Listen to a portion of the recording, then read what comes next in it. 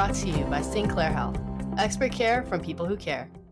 Hello, today we are here at the Outreach Teen and Family Services office. I'm Sarah. And I'm Amelia. We are here today with some outreach counselors. Will you all introduce yourselves? Hi, I'm Kaitlyn Campbell, Clinical Director at Outreach. Hi, my name is Megan Rosenthal, and I am a counselor here at Outreach Teen and Family Services. Hi, I'm Caryn, likewise a counselor here at Outreach. Great, thank you all for being here. We will be discussing ingredients for great relationships today. Okay, so now we're going to do some fast five breaker questions. You guys ready? Yeah. Let's start with, where did you guys grow up? Out of the country, South Africa. South Africa? Mm-hmm. Oh, wow. Interesting. So I grew up in Greenbrier County, West Virginia. Mhm. So that's like 5 hours from here. 5 hours. Five As far as Yeah. And I am from Washington, PA. You might have heard it called Washpaw. Little Washpaw. What got you guys involved with Outreach in the first place? I think I wasn't working with teenagers at the time, and I wanted to see what that was like, and I haven't looked back since. Loved it. I think I had a similar type of experience as you did. I had worked primarily with adult clients, and I think I was just wanting to mix it up a little bit. And so I started actually working at Chartiers Houston School District. I work primarily with middle schoolers there, but sometimes get to work with the older teens, and I really do enjoy working with the teen population. Yeah. And I am a local. I live here in Mount Lebo. I did a bunch of work in the school systems and in homework and all that fun stuff. But when I found out that Outreach needed a clinical director, I jumped on it because it's my community. So I'm excited to be a part of it. Okay, I'm going to judge you on this, though. Do you like dogs? Why or why not? Yes. Okay. Yeah, fully cat person. Cat person. Okay. Yes. Okay. Honestly, yeah, I kind of get that. I'm kind of torn. I love dogs, don't get me wrong, but cats are just so sweet. I like dogs. Yeah. Dogs are nice. Coke or Pepsi? Neither. Yeah.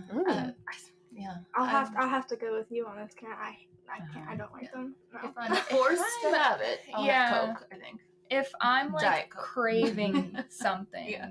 I'm gonna go Pepsi. But I really like Diet Dr. Pepper, actually. I Dr. love Pepper Dr. is so Pepper. good. Yeah, It's my favorite That's soda. probably where I'm gonna go if I'm gonna get. Can I give a very off-topic fun fact about Dr. Pepper? Of course. I just saw this yesterday that Dr. whatever his real name is created artificial flavoring for Dr. Pepper. So he was the first to create because he wanted it to taste like a fountain smelled in some kind of Are soda. you serious? This is Fountain. very I just saw this Fountain yesterday. It was some kind of a soda fountain, not just a water fountain. I should have probably said that. Yeah. Soda fountain.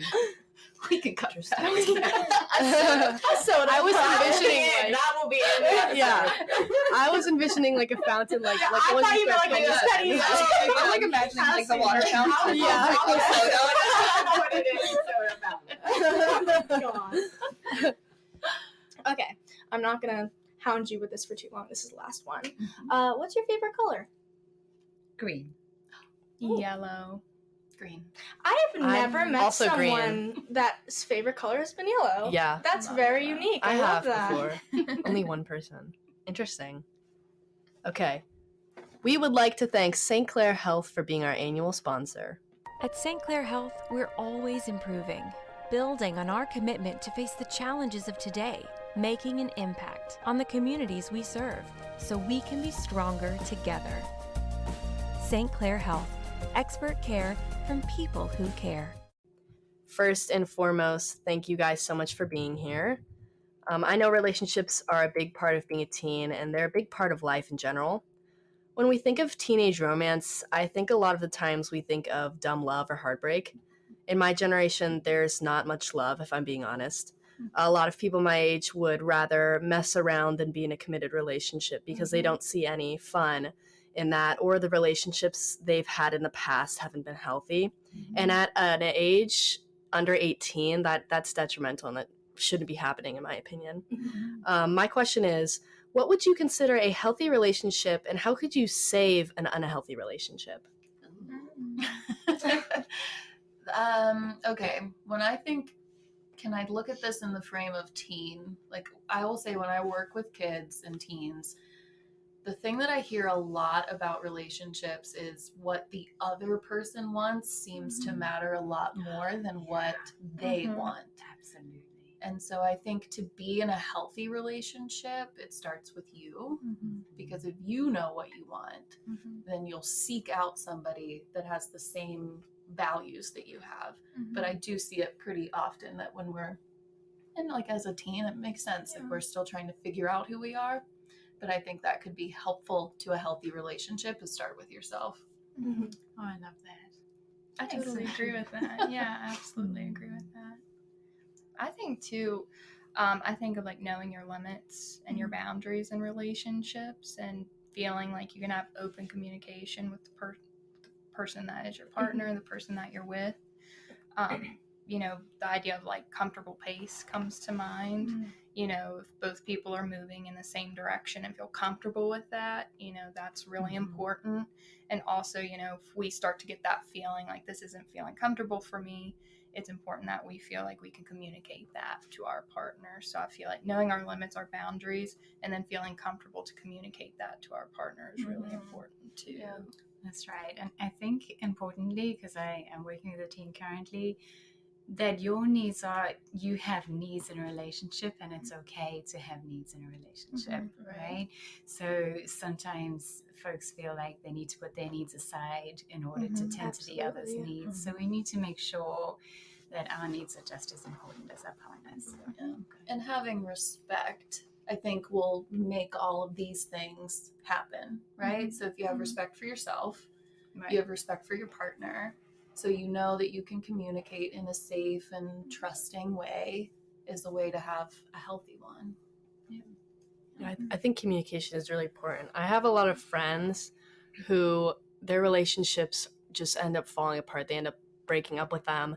And it's such a big deal. But then in like hindsight, you're 16 years old, you know? You shouldn't be having the immense reaction, literal heartbreak like that you are now, simply because you didn't tell them that you weren't comfortable with them doing this, or seeing, you know, another male or female or whatever alone. Maybe you know, communication, I think, can make or break a relationship. Yeah, I want to completely add something, especially about boundaries. Last year for me has been a very big learning point, especially with boundaries, because I was someone who I would let people, like, we're in relationship, intimate relationship or not, just let people walk over me. I was a people pleaser, and I decided I was done, and I started putting down healthy boundaries. And I just want to say that if the person you are with, if you are scared to put down boundaries because you're afraid that they're going to leave, girl, that person is not for you in the first place. Absolutely. Not for you in the first place. Because if they cared about you, they'd respect the boundary. Yeah. And so I think in thinking about the saving of an unhealthy relationship, I think that would all depend. Right. Is it worth saving would be Right. number one. So kind of sticking with your boundary thought, is it healthy to save it, right? If we're safe. Yeah. Well, my mind goes to like, well, where are we at in this process, right? You know, like, is this the first time you all have had a misstep in the relationship? Like maybe the person didn't show up when they were supposed to show up to something. It's the first time that it's happened, right? Well, you know, we might not consider that unhealthy at that point, and we can communicate that. I feel like if we're having to repeat our boundaries and continue to repeat, you know, like, hey, I'm not appreciating this, then we have to really ask ourselves, you know, is it worth it for me to continue to repeat this, right? It's like both people have to be willing to put in a lot of hard work and Takes two effort. to tango. Yeah. And if that person's giving you repetitive evidence that they're not willing to take that step and like put in that work, then It's time to maybe leave. it's not worth it to try to save it. And just a quick comment about boundaries. Boundaries are yours to keep. So we can try and impose it onto another by saying, you are doing this wrong. Our boundaries are ours to keep and set. Does that make sense? Yeah, I think boundaries are really important. I know even with my friends that I was talking about before, lack of boundaries is just an invitation for somebody to walk all over you. And if they're walking over the boundaries that you've already set, that's just an indicator that they don't care. They don't value those boundaries, because if they did, they wouldn't cross lines that they're crossing. Yeah. I have another question. How would you know, because I know a lot of people, maybe they're stuck in an unhealthy relationship, but they don't know how many times does this person do this to where I should end this relationship. Yeah. Like how much is too much? How much that is kind too of what much? you're Yeah. asking? One thing I like to tell people that I work with is like, what would you tell your friend if they were in this situation? Mm-hmm. Because sometimes it's a lot easier to look on it from the outside versus, I mean, let's face it, we're all in it. We're in the emotion. We have so much attachment to the outcome. So maybe if we try to separate ourselves by saying, well, what if your best friend was sitting here? What would you tell them? I think that's a good I like that. start. I like that too. My mind goes to kind of like journaling almost. It's like tracking like what's kind of going on in your relationship and what you're feeling in your relationship. Granted, it's not for everybody, and like maybe it's we go to like a friend instead, you know, like a safe person in our life outside of our relationship, and kind of like checking in with them and checking in with yourself and knowing like what are my limits, right? You know, how much am I willing to tolerate? If we're constantly feeling like that's being like pushed over, then maybe that's like the too much point. Yeah. I would like to pause real quick and thank St. Clair Health for their generosity in sponsoring the first season of Teen Step In. At St. Clair Health, we're always improving, building on our commitment to face the challenges of today, making an impact on the communities we serve so we can be stronger together. By creating reliable resources that recognize all of our neighbors, with access to the highest quality healthcare, advanced care close to home, and a shared humanity that delivers on our joint vision to create a healthier community for all. St. Clair Health, expert care from people who care. I know there are lots of things that go into having a healthy relationship. What would you consider key points in creating and keeping a healthy relationship? So I think it's important to have shared interests, having things that you can do together that, are fun. I think communication, being able to openly communicate with your partner is, in my mind, one of the most important parts of a healthy relationship. Personal space. Giving one another that time to have individual space is really important, and respecting that. Yeah, you don't have to be attached at the hip all the time. Right. Right. I think trust too, right? Oh, absolutely. We build our relationship on the foundation of trust, right? Mm-hmm. And if we don't have that from the beginning, then it's not going to really go that well. Yeah. Oftentimes, we begin to prioritize our partner over ourselves and become dependent on them. How do you know if you're taking some of these healthy tips too far? I would say we want to check in with where the space we're coming from. If there's a place of urgency or high need, it could be that we might be taking it too far. We need too much from it. Does that make sense? So check in if it's wouldn't this be nice to happen? And then follow with that, as opposed to, I really need this. So therefore I'm going to buy all the gifts so I can get their attention or whatever it is you're seeking. So check in from whence do you come? Makes sense? Yeah, that's a good point. Yes. So I'm hearing like it's still enjoyable. Like this is something that you're wanting to give versus something you're feeling like you have to give to the relationship. Like if I don't, then they might leave or something. Or if I don't, then I will feel sad if I don't give them what I'm feeling right now. Is that what you mean? Yeah. Just a quick side note. If you feel like you have to buy their attention, maybe I would rethink that. Sure, I think that goes with what Caryn was saying, right? Like checking in with your why. Because if someone that truly wants to be with you doesn't need materialistic gifts, they just want your presence, and that's it. Yeah. I actually tell clients a lot, check your motivation or your intention behind why you're doing what you're doing, right? Yeah. So it's like if you can ask yourself, okay, like, well, what is my motivation behind doing this? If it's, because I just really want to do this, well then, that to me reads healthy. That's fine, if it's I you have know, to. I feel like I have to, or like There's you an were saying, they're gonna urgency. be upset with me. Or they're gonna leave. Yeah, then maybe that reads Not unhealthy. healthy. Yeah. I think oftentimes too that's kind of our own mind saying that to us. We're kind of overthinking what we're doing. Like, oh, if I don't get them this birthday present, they might be mad at me. They're going to be upset. That's kind of your mind telling you that you're being wrong. And that's I think like a self-confidence issue. I always say like you can't love yourself, or you can't love somebody else before you love yourself. Yeah, absolutely. Because it's you're first. You are always first. You should always be first. And then it's the other person. And I don't think you should ever value somebody that much above you and be in a relationship with them of any kind where you're holding yourself down and holding them up.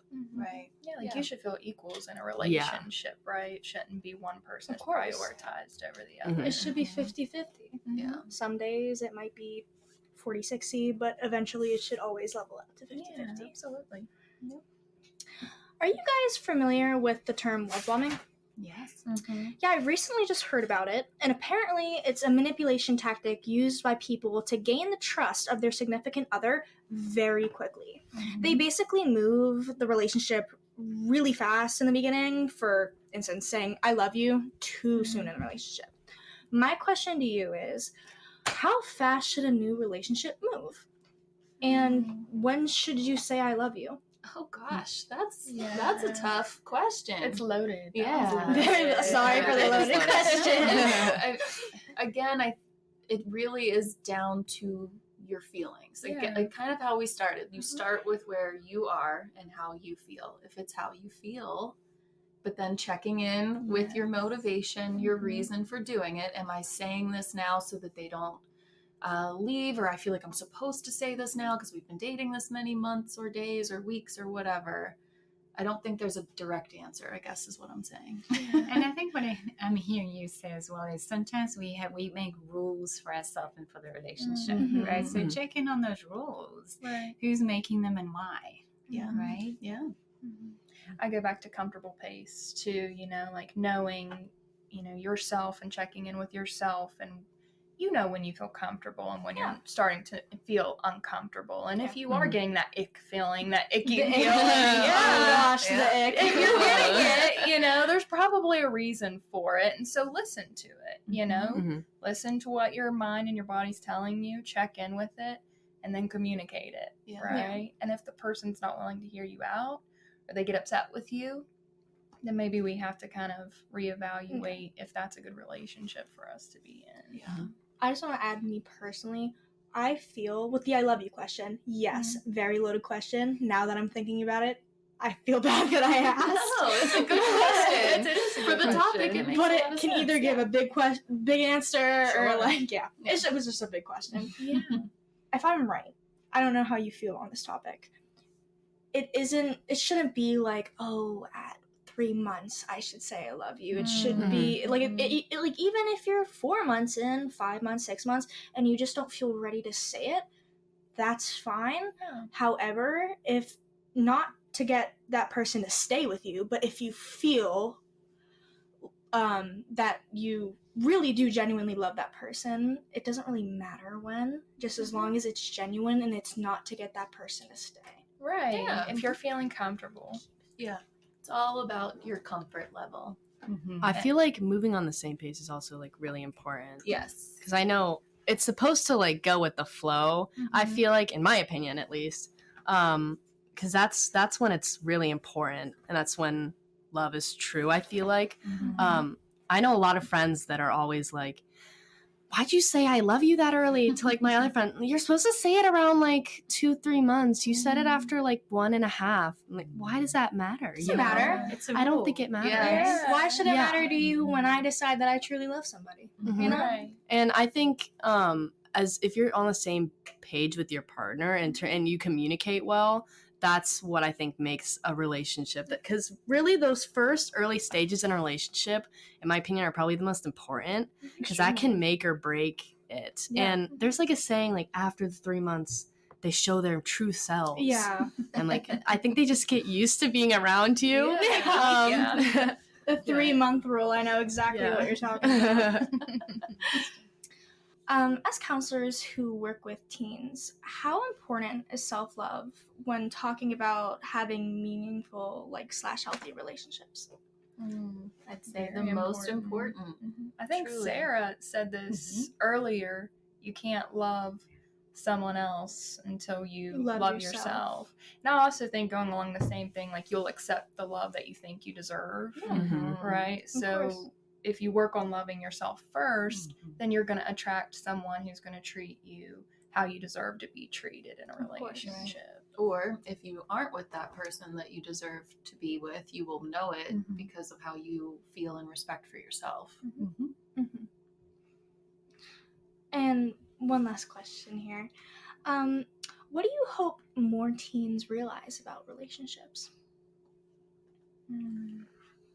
They are a lot of work. Yes. They are difficult. And the younger you are, the more difficult they are. I speak only from personal experience, right? Like as a teenager and as you get older, you just know who you are, what you want, and it gets not easier, but I don't know what word People I want. mature more.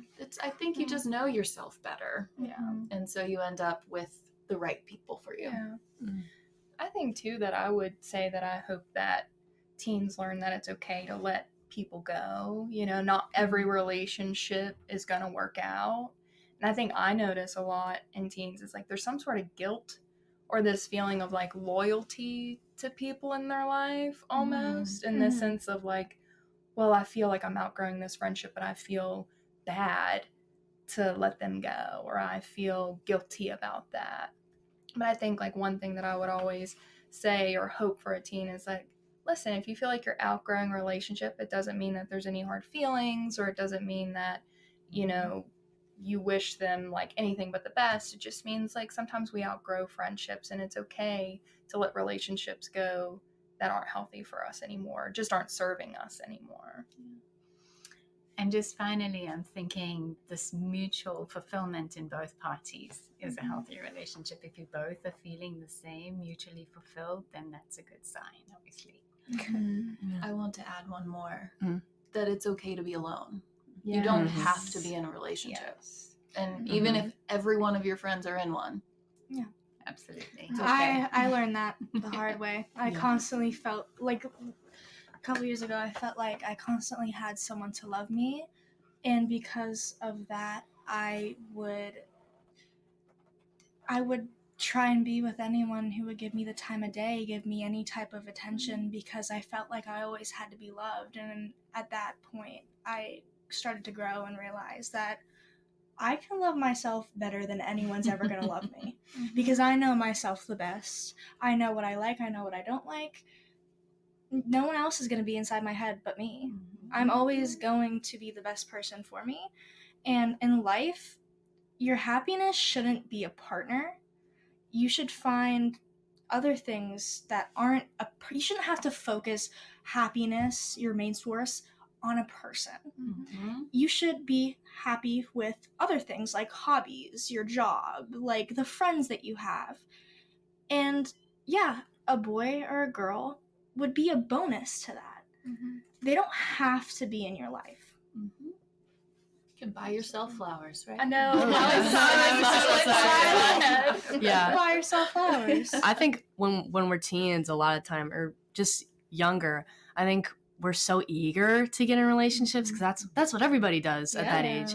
You see so many movies about like High School Musical, like relationship type stuff. So everybody's so eager. I know friends who, and I hate to say this, they're with people and they both mutually just don't like each other. They are literally in the relationship just to be in the relationship. And I'm like, why? Because one, you're wasting your time, you're wasting your feelings, you're wasting any effort that you put into that because it's not going to matter anyway. And I'm a senior, so they're graduating, and I asked them, okay, well, are you guys going to stay together through college? No, we're going to break up. You can put a date on when you're going to break up, and you're not going to break up now? You're just going to let that, all right, we have a month left until we break up. Really? Like it's just clock is ticking. the clock is ticking. It's a little surprising to me. Yeah. I would say focus your energy on the people that bring you joy in your life, right? You know, so if you are feeling like totally unfulfilled, unappreciated, undervalued in your relationship, then maybe we turn to our friends. Like those are the people who are bringing us joy, you know, bringing us up. You know, we want to give our positive energy to those people, right? Versus expending it in places where we feel like it's not going anywhere. Yeah, encouragement is so important. Encouragement and support, in my opinion. I'm an athlete, so, you know, when I'm at a meet, to hear people say, oh, good luck, I hope you do really good. Like, that's so important in a relationship. Rather the people I say, oh, I have a meet today. Okay. You know, do you not value what I'm doing tonight? You know, do you not care? Are you busy? I don't really know. And I think it's really important to have that support in anything, any decision that you go into. I think to be in any type of relationship with somebody who genuinely supports you in what you do and your goals, I think that's so powerful because you can never truly reach your goals just by yourself. You always need encouragement, and that's what pushes you along the way. Yeah, I can agree with that. I actually was very thankful to receive I wish you luck on today's podcast text. So always that support. Always that support. Lastly, this podcast would not be possible without the support of St. Clair Health. Please listen to the following ad. At St. Clair Health, we're always improving, building on our commitment to face the challenges of today, making an impact on the communities we serve, so we can be stronger together. St. Clair Health, expert care from people who care. Thank you guys so much for coming on the podcast with us today. I did really appreciate it. And thank you to all our listeners for your support. None of it would be possible without Outreach Teens and Family Services. Thank you guys. Thank you. Thank Of you. course. I had fun.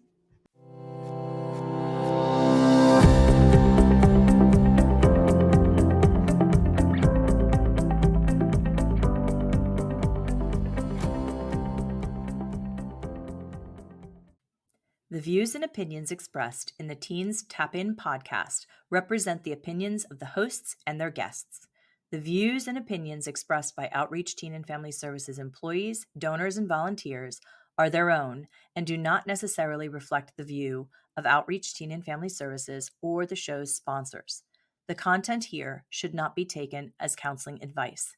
The content here is for informational purposes only, and because each person is unique, please consult your mental health provider or physician for any mental health counseling or other medical questions. The podcast should not be used in any legal capacity whatsoever, including, but not limited to, establishing a standard of care in a legal sense, or as a basis for expert witness testimony. No guarantee is given regarding the accuracy of any statements or opinions made on the podcast. If you find any error in any of the content of the podcast, please contact us at podcasts@outreachteen.org.